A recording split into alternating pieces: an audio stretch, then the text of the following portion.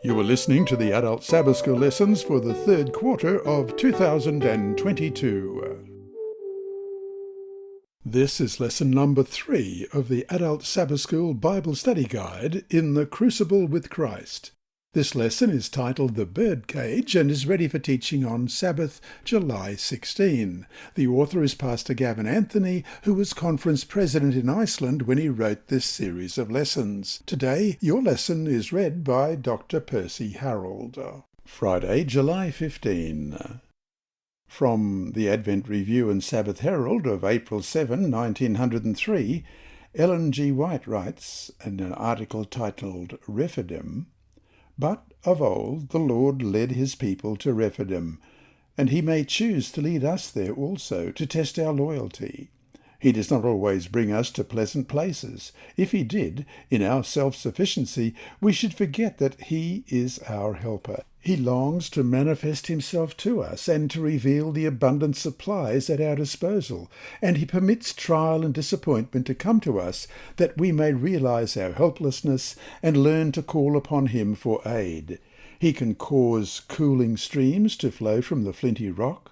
We shall never know until we are face to face with God, when we shall see as we are seen and know as we are known, how many burdens he has borne for us, and how many burdens he would have been glad to bear if, with childlike faith, we had brought them to him."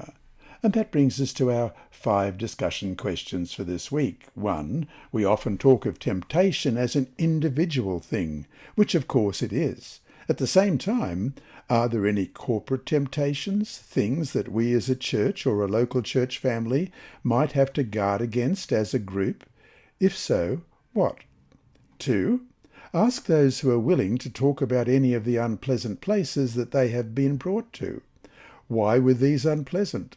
If they had to revisit these experiences today, would they view them any differently? 3.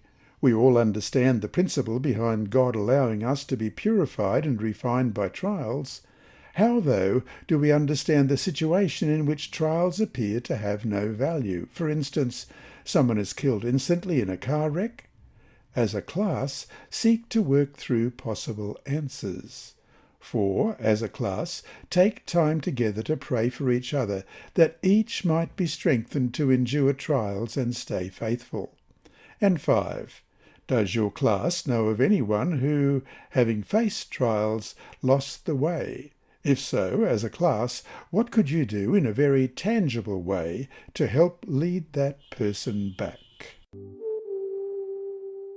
Inside Story.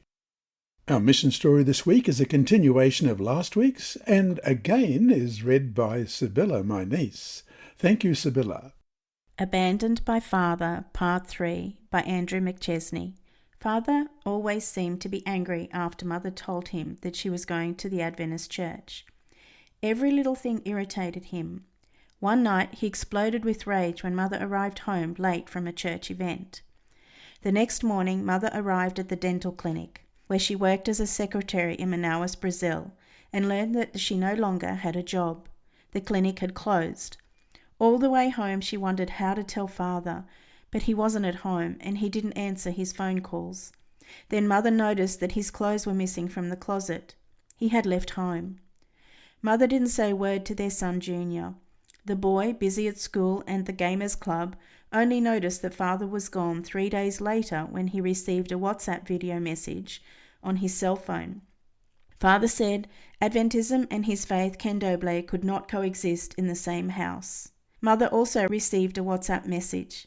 Father said he had moved to the Candomblé temple where he worshipped evil spirits as a high priest. "I'm never going to give up my religion," he said. "You have to accept it." Mother had never heard about the great controversy between Christ and Satan, but she was worried and she met with Ricardo Coleo, pastor of Alpha Seventh-day Adventist Church community. Weeping, she confided that Father worked as a Candomblé priest and had deserted the family. Pastor Ricardo comforted Mother and, opening his Bible, said kindly, "Let me share some advice with you." In 1 Corinthians chapter 7, verse 3, he read, "Let the husband render to his wife the affection due to her, and likewise also the wife to her husband."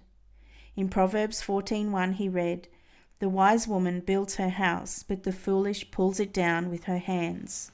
Looking at Mother, he said, "Be a good wife to your husband, Eduardo, and pray for him." The Bible verses encouraged Mother, and she decided to pray even more. Weeks passed and Mother ran out of money.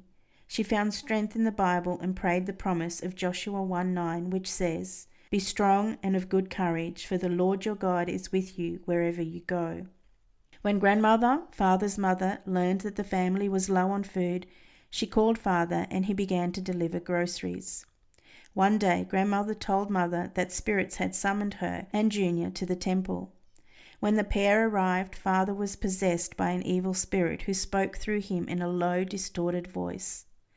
The spirit said Father could go back home, but threatened to kill him if Mother or Junior tried to teach him about their religion or invited him to church.